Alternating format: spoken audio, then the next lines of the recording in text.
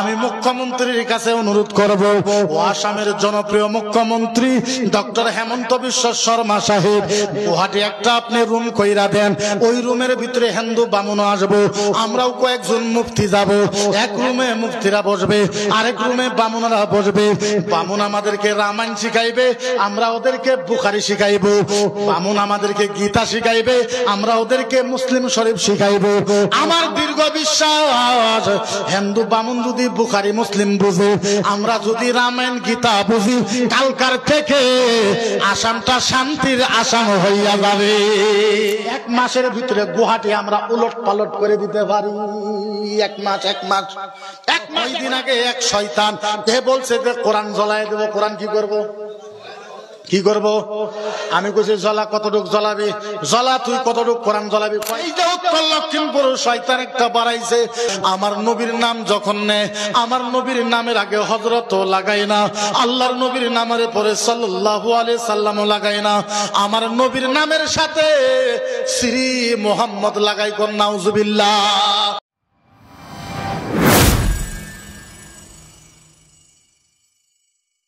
আর সারা আসামের ভিতরে কতটুক প্রবলেমে আমরা আছি। আমরা যখন টক শুতে যাই, যখন আমরা বৈঠকে যাই, মিটিং এ ডাকি, কত বস্তুর ফেস করতে হয়। আজকে ড্রাগসের ভিতরে সবচেয়ে দুঃখজনক কথা, আমরা সারা আসামে হাজার হাজার আলেম থাকা অবস্থায়, মুক্তি থাকা অবস্থায়, আজকের তারিখে আমরা আসাম থেকে ড্রাগস মুক্ত করতে পারলাম না। কিসের ওয়াজ, কিসের ভাঙ মুক্ত করতে পারলাম না, জুয়া মুক্ত করতে পারলাম না, আমরা তাস মুক্ত করতে পারলাম না। ড্রাগস, মদ, ভাঙ, জুয়া, চাইল্ড ম্যারেজ। এখন কিছু মানে আলেমেও ফতোয়া দেয় যে হুজুর না, বাল্য বিবাহ, এটা বাল্য বিবাহ না। আল্লাহর নবী সাল্লাল্লাহু আলাইহি ওয়াসাল্লাম বলছেন যে 14 বছর হয়ে গেলে বালিগ হয়ে যায়। না হুজুর, তুমি মশলা বুঝো না। আগের আরবের 9 বছরের মেয়ে আর আসামের বর্তমানে 30 বছরের মেয়ে সমান সমান দেখা যায়। ওই সময় আল্লাহর নবী হাদিস বলেছেন, বুঝতে পারছেন তো? আগে মদিনার 9 বছরের মেয়ে আর এখনের আসামের 30 বছরের মেয়ে সমান সমান। ওরা 9 বছরে যত বড় হয়, আসামের 30 বছরে তত বড় হয়।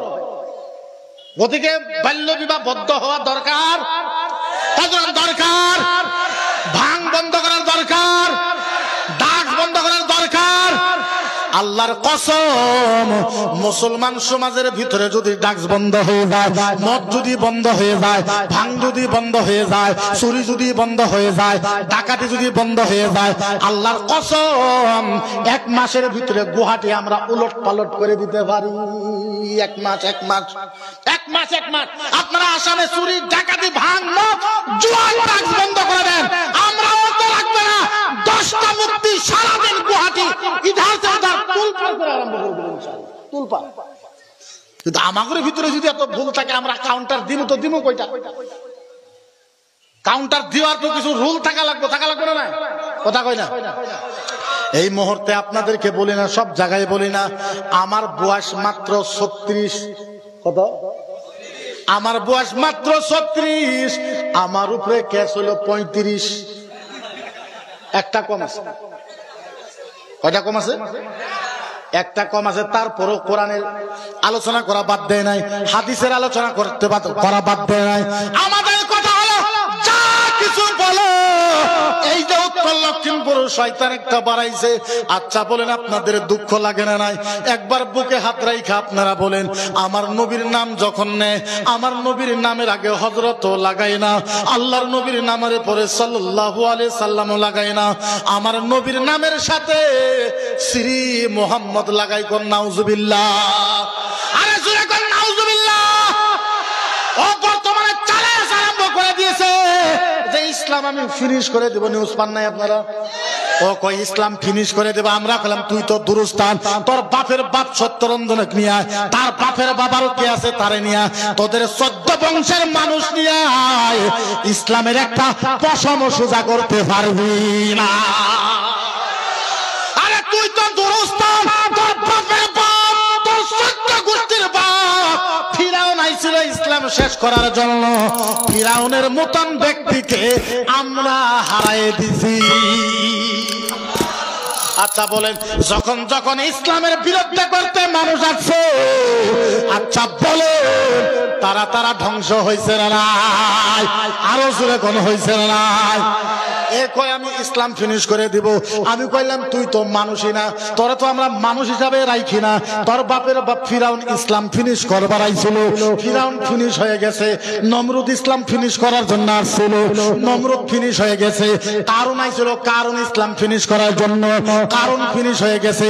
আবু জেহেল ছিল ফিনিশ, উতবা ছিল ফিনিশ, তুতবা ছিল ফিনিশ, ইয়াজিদ ছিল ফিনিশ, শিমর ছিল ফিনিশ। যারা নবীর ইসলামকে ফিনিশ করার জন্য আসছে তারা ফিনিশ হয়ে গেছে। আর যারা নবীর পক্ষে কথা বলেছে তারা আবু বকর সিদ্দিক হয়ে গেছে। আচ্ছা বলে, যেইভাবে এরা কথা বলে কোরআন ও হাদিসকে অ্যাটাক করে, আচ্ছা বলো আমরা গণতান্ত্রিক আসামের মুসলমান আন্দোলন করার দরকার আছে না নাই? আরো জোরে করে আছে না নাই? এখন পর্যন্ত আমরা ফিল্ডে নামি নাই। আমাদেরকে ফিল্ডে নামার জন্য বাধ্য করো না। ভারত কারো বাপের দেশ না, ভারত কারো দাদার দেশ না। তোমাদের যতটুক অধিকার আছে ভারতে আমাদের অতটুক অধিকার আছে না নাই? আচ্ছা বলেন, আমরা আসামে ভাড়া হিসাবে আছি, আরো জোরে কোন ভাড়া হিসাবে আছি? আমরা এখন পর্যন্ত মনে মনে আছি, তার মানে এইটা নয় আমরা কিছু বলতে পারি না। আমরা এখন পর্যন্ত মনে মনে আছি, তার মানে এইটা নয় আমরা কিচ্ছু করতে পারি না। ইতিহাস সাক্ষী আছে, ভারত স্বাধীনের সময় আলেমেরা কাফনের কাপড় মাথায় বাঁধা ইংরেজদের থেকে, ভারত থেকে ইংরেজ মুক্ত করেছে আলেমেরা। আমরা যদি শক্তিশালী ইংরেজকে ভারত থেকে মুক্ত করতে পারে, আচ্ছা বলে এই দুই তিনটা শয়তানকে আমরা মুক্ত করতে পারবো কি পারবো না? আমরা বলি শোনো, যতই ষড়যন্ত্র করো পানিরও একটা সীমা আছে। যখন মাথার উপরে উঠা যাব তখন কিন্তু ভেজাল হব, পরিস্থিতি কিন্তু ভয়ঙ্কর হবে। আসামের মুখ্যমন্ত্রী ডক্টর হেমন্ত বিশ্ব শর্মাকে বারবার আমি অনুরোধ করেছি, আসামের ডিজিপি সম্মানীয় জেপি সিং স্যারকে বারবার অনুরোধ করেছি। দেখো না এখন পর্যন্ত কিন্তু মুসলমানের ধৈর্য জিন্দা আছে। আমরা অনেক ধৈর্য ধরেছি, আমাদেরকে এনআরসি দাও নাই, আমরা কোনোদিন প্রতিবাদ করি নাই। আমাদেরকে মাটির পাট্টা দেও নাই, আমরা কোনোদিনও প্রতিবাদ করি নাই। আমাদেরকে ডিভোটার বানাইছো, আমরা কোনোদিনও প্রতিবাদ করি নাই। আমাদেরকে ডিটেনশন ক্যাম্পে রেখেছো, আমরা কোনোদিনও প্রতিবাদ করি নাই। আমাদেরকে জিহাদি বলেছো, আমরা কোনোদিনও প্রতিবাদ করি নাই। আমাদেরকে বাংলাদেশি কও, আমরা কোনোদিনও প্রতিবাদ করি না। কিন্তু একটা কথা মনে রাখো, এই কোরআনের উপরে হামলা করলে 1,30,00,000 মুসলমান কিন্তু মানবে না।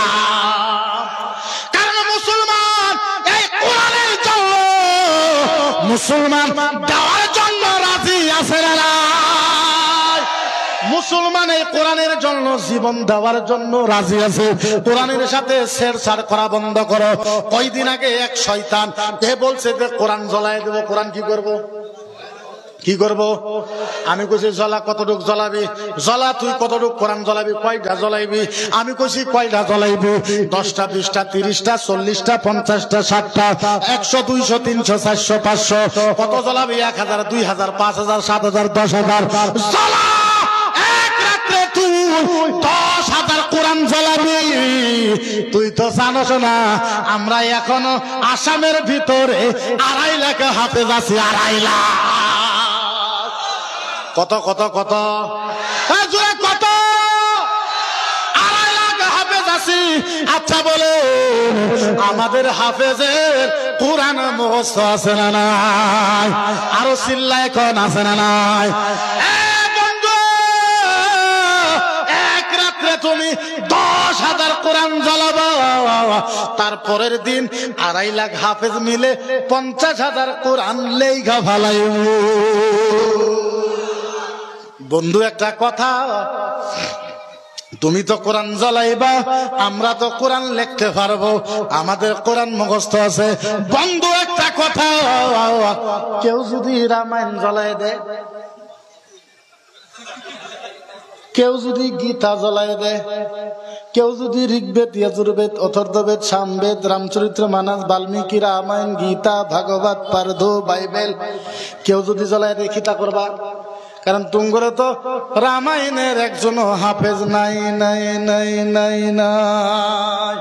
মানুষেরা কও কিন্তু জ্বলায় দেওয়ার পক্ষে মুসলমান নাই, জ্বলায় দেওয়ার পক্ষে মুসলমান মুসলমান।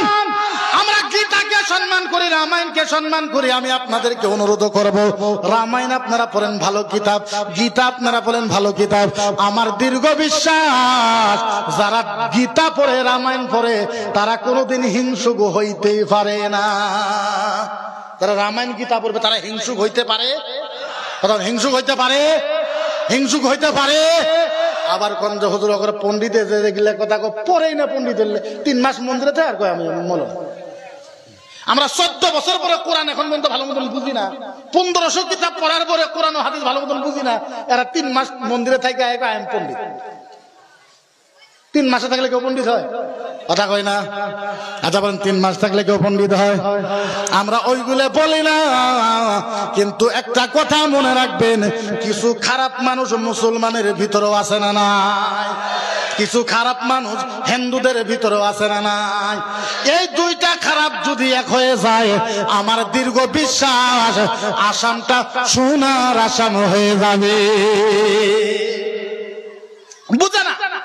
যে হিন্দু ভাইয়েরা, ও হিন্দু ভাইয়েরা, তোমাদের পায়ে হাত রাইখা বলি, ও হিন্দু ভাইরা, তোমাদের হাতে ধইরা কই, পায়ে ধইরে কই, আমাদের নবীকে গালি দিও না, আমাদের রাসূলকে গালি দিও না, আমার নবীকে শয়তান বইলো না, আমার নবীকে সামার বইলো না, আমার নবীকে নুচ্চা বইলো না, আমার নবীকে বেঈমান কইও না, আমার নবীরে আঘাত দিও না।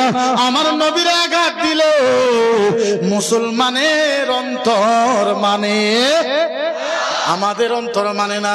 ও হিন্দু ভাইয়েরা, পড়েন আপনারা পড়েন আমাদের কিতাব। আমি মুখ্যমন্ত্রীর কাছে অনুরোধ করব, ও আসামের জনপ্রিয় মুখ্যমন্ত্রী ডক্টর হেমন্ত বিশ্ব শর্মা সাহেব, গুয়াহাটি একটা আপনি রুম কইরা দেন। ওই রুমের ভিতরে হিন্দু বামুন আসবো, আমরাও কয়েকজন মুফতি যাব। এক রুমে মুফতিরা বসবে, আরেক রুমে বামুনরা বসবে। বামুন আমাদেরকে রামায়ণ শিখাইবে, আমরা ওদেরকে বুখারী শিখাইব। বামুন আমাদেরকে গীতা শিখাইবে, আমরা ওদেরকে মুসলিম শরীফ শিখাইব। আমার দীর্ঘ বিশ্বাস, হিন্দু বামুন যদি বুখারী মুসলিম বুঝে, আমরা যদি রামায়ণ গীতা বুঝি, কালকার থেকে আসামটা শান্তির আসাম হইয়া যাবে। কালকার থেকে শান্তি হয়ে যাবে। আসলে আমরা ধর্মের কিতাবগুলো বুঝি না।